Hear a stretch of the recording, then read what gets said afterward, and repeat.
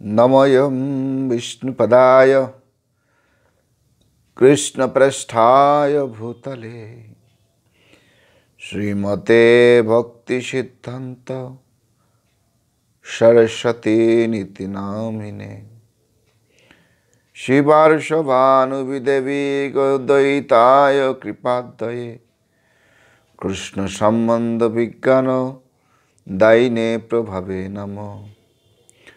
माधुर्योज्ज्वल प्रेमाढ्य श्रीरूपानुगा भक्तिदा गौ श्री गौर करुणा शक्ति विग्रहाय नमोस्तुते।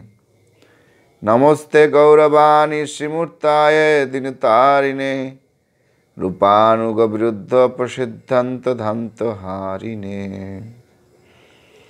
जय श्री श्री भक्ति सिद्धांत सरस्वती ठाकुर श्रील प्रभुपाद की जय। हरे कृष्ण। आज की আমরা ছিল ভক্তি সিদ্ধান্ত সরস্বতী ঠাকুর সম্বন্ধে কিছু আলোচনা করব, কারণ উনি কোনো সাধারণ মানব ছিলেন না, উনি হচ্ছেন মহামানব। সেই পরমেশ্বর ভগবানের একজন শুদ্ধ ভক্ত। ভক্তিবিনোদ ঠাকুর উনি যখন উড়িষ্যার গ্রন্থাগার থেকে শ্রীচৈতন্য চরিতামৃত প্রাপ্ত হলেন এবং পাঠ করলেন, উনি মনে মনে ভাবলেন যে শ্রীকৃষ্ণ চৈতন্য মহাপ্রভুর বাণী সারা বিশ্বে প্রচার করা উচিত। তাই উনি ভাবলেন যে আমি একা তো এটা করতে পারবো না, তো অবশ্যই আমার একজন সঙ্গী দরকার, যিনি এই আধ্যাত্মিক কর্মে আমাকে সাহায্য করবেন। এবং সে কোনো সাধারণ লোক হলে চলবে না, অবশ্যই ভগবানের নিজের কোনো জন বা পার্ষদ হলে সেই কার্য সহজে সাধিত হবে। তাই শ্রী ভক্তিবিনোদ ঠাকুর উনি শ্রী জগন্নাথের কাছে গিয়ে প্রার্থনা করলেন, হে প্রভু, আমি মনে করি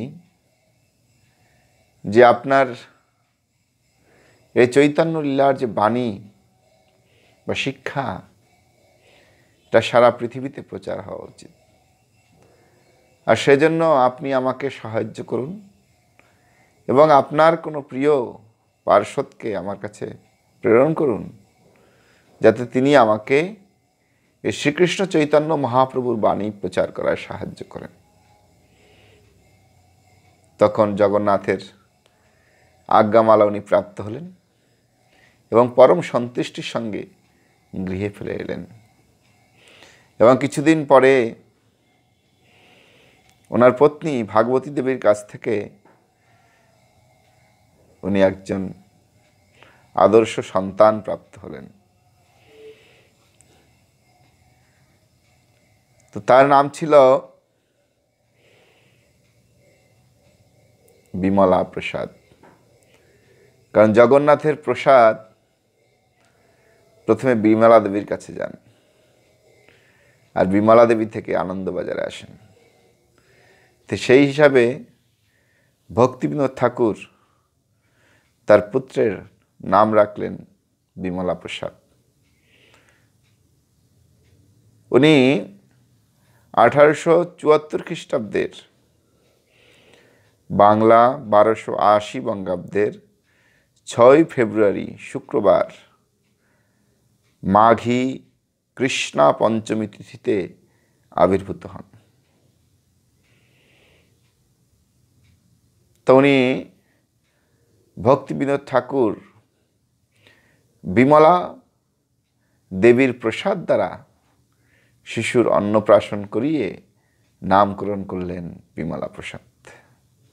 তো উনি বিমলা দেবীর প্রসাদ মানে জগন্নাথের প্রসাদ, যেটা প্রথমে বিমলা দেবীর কাছে যান এবং সেখান থেকে আনন্দবাজারে যান, সেই প্রসাদ দিয়ে উনি বিমলা প্রসাদের অন্নপ্রাশন করেছিলেন এবং তাই তার নামে রেখেছিলেন বিমলা প্রসাদ। শ্রী শ্রী সরস্বতী ঠাকুরের আবির্ভাবের 6 মাস পরে রথযাত্রা হয়। এই রথযাত্রার সময় 3 দিন জগন্নাথের রথ বড় দ্বারের উপর সরস্বতী ঠাকুরের জন্মগৃহের সামনে দাঁড়িয়ে থাকেন। একদিন জননী ভাগবতী দেবী শিশুকে নিয়ে রথোপরি আরোহণ করলেন এবং তাকে শ্রী জগন্নাথের শ্রীপাদ পদ্মমূলে ছেড়ে দিলেন। শ্রী জগন্নাথ দেব যেন শিশুর কত কালের পরিচিত। আনন্দ ভরে শ্রী জগদীশকে শিশু জড়িয়ে ধরল। ঠিক সেই সময় শ্রী জগন্নাথ দেবের কণ্ঠ হতে একটি ফুলের মালা ছিন্ন হয়ে শিশুর শিরে পতিত হল। তা দেখে পূজারী পাণ্ডাগণ আনন্দে হরি হরি হরি বল ধ্বনি করে উঠলেন। বললেন, মা, তোর এই শিশু কালে একজন মহাপুরুষ হবে। শ্রী জগন্নাথ দেবকে আশীর্বাদ মালা দিয়েছেন। এ তার কথা জগতে প্রচার করবে। জননী ব্রাহ্মণের আশীর্বাদ শুনে আনন্দে অশ্রুসিক্ত নয়নে শিশুকে কোলে নিয়ে এবং বারংবার ব্রাহ্মণগণকে এবং জগন্নাথকে বন্দনা করতে লাগলেন। আবির্ভাবের পরে শিশু জননীর সহিত 10 মাস কাল পুরী থাকার পর পালকিতে স্থলপথে রানাঘাটে উপনীত হন। কারণ তখন ভক্তিবিনোদ ঠাকুর, যার পূর্ব নাম ছিল কেদারনাথ দত্ত, তিনি রানাঘাটে পোস্টিং হয় ওনার। শ্রী ভক্তিবিনোদ ঠাকুর মহাশয় পরম নিষ্ঠাবান সদাচার সম্পন্ন গৃহস্থ ছিলেন। তার পত্নী শ্রীমতী ভাগবতী দেবীও তদ্রূপ সদ্গুণা সম্পন্ন ছিলেন। তারা পুত্র কন্যাগণকে কদাপি ভাগবত প্রসাদ ছাড়া অন্য কোনো বস্তু খেতে দিতেন না। কোনো অসৎ সঙ্গেতে মিশতে দিতেন না।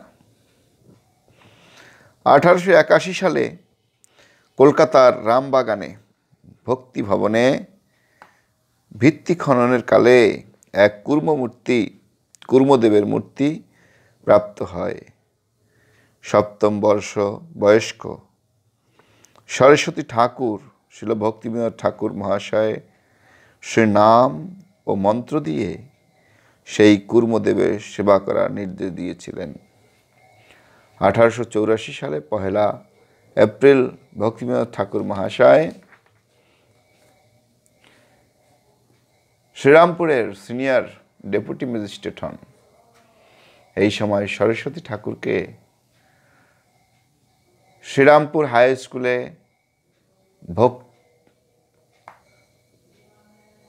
ভর্তি করানো হয়।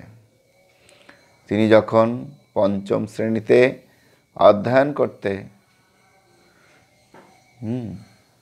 করতেন তখন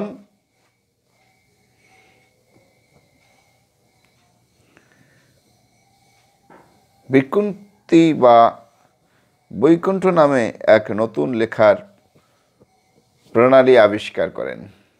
এই সময় তিনি পণ্ডিত বর মহেশচন্দ্র চূড়ামণির নিকট গণিত এবং জ্যোতিষশাস্ত্র অধ্যয়ন করেন। একদিন ভক্তিবিনোদ ঠাকুর বাজার থেকে কিছু আম নিয়ে এসেছিলেন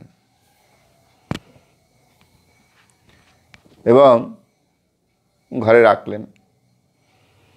হঠাৎ বিমলা সেখান থেকে একটি আম নিয়ে খাওয়া শুরু করলেন। তো ভক্তিবিনোদ ঠাকুর দেখে তাকে বললেন যে, বিমলা, তুমি ভগবানকে না দিয়েই খেয়ে নিলে।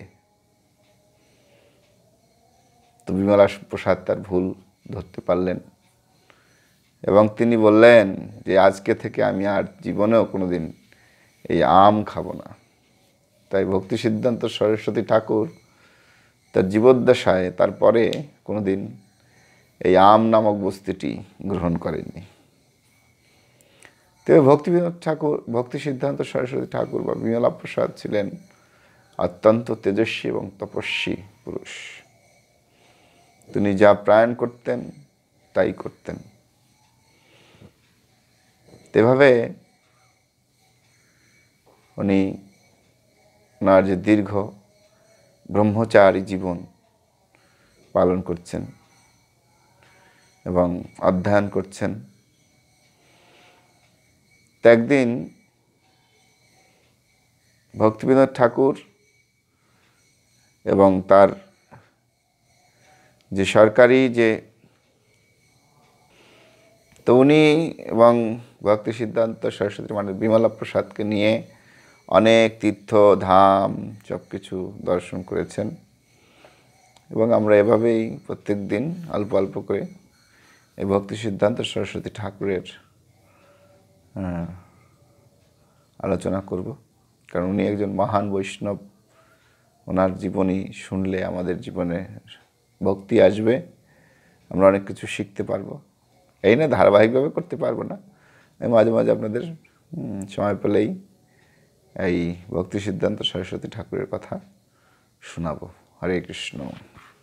শিল প্রভুপাদ কি জয়।